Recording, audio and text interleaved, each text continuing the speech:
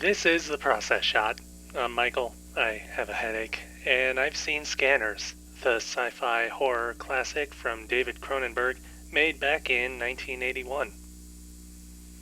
Set in a world where a fraction of society was born as scanners who have powerful telekinetic powers, a private military company has set up a program to try and weaponize those abilities.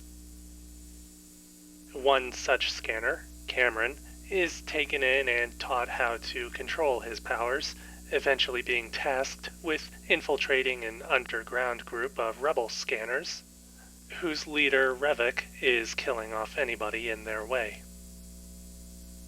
However, a mole within the company disrupts these plans, leading Cameron on a chase for his life, not only to avoid death, but finding a means of fighting back as well, culminating in a shocking truth about the origins of scanners, as well as his own. Story-wise, there aren't too many significant twists going on. The plotting is structured pretty well, setting up the world as it goes along and introducing new mysteries and concepts after old ones are answered. It avoids trying to overcomplicate the setting or other details as well, being content with existing as it does. Anything that is shared or elaborated upon does more to move the story forward, and so the movie is pretty straightforward. Even the stakes are built up with a nice and smooth ramping, and overall I'd say that this is a pretty well-written film, with a familiar formula that's easy to follow but clearly malleable enough to work out here. That said, it does come with its share of flaws, primarily in how characters aren't developed all that much, being defined more by what they do and what occurs to them, rather than who they might be outside of these events.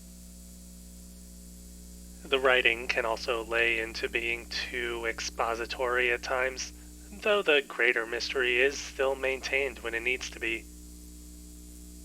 The actual acting does feel a bit stiff, at least from Cameron, who may look the part of the unassuming hero, but delivers his lines as slowly and as boring as I do when I do these reviews.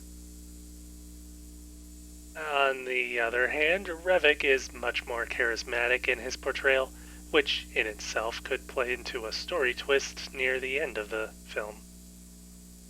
Whatever the case, it seems more as if the balance leans in favor of the story and what goes on over anything else. Thankfully, what goes on is great and probably half of the reason that the movie was made. There's a high amount of stunt work and special effects on display, especially when it comes to the scanners and putting their powers to work, often to a literally fiery or explosive effect.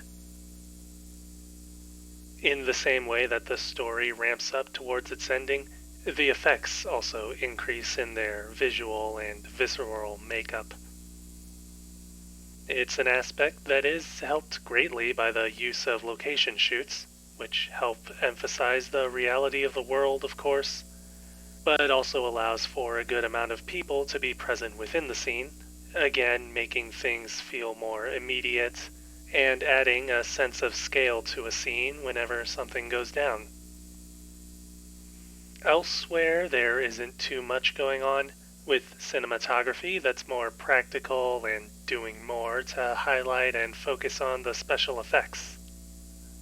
There is still a good amount of a distinct style, though, at least in a few scenes that help to bring the viewer into the mind of Cameron and Scanners, specifically in the movie's sound design, which does literally bring out whatever thoughts from others would flow through their mind at times.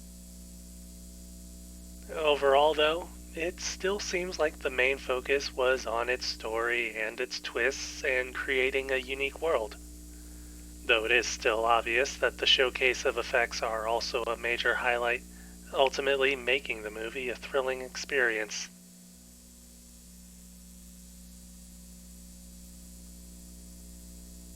Scanners, David Cronenberg, 1981. 4.5 stars. I definitely recommend seeing it.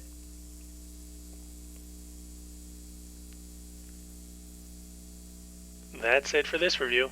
If you liked it, leave a like. If you didn't, leave a comment. Subscribe to the channel for more reviews. My headache has gone away. I guess doing these reviews has been good for my health all this time. Either that, or I've become completely numb to the pain. I'll take the less depressing option.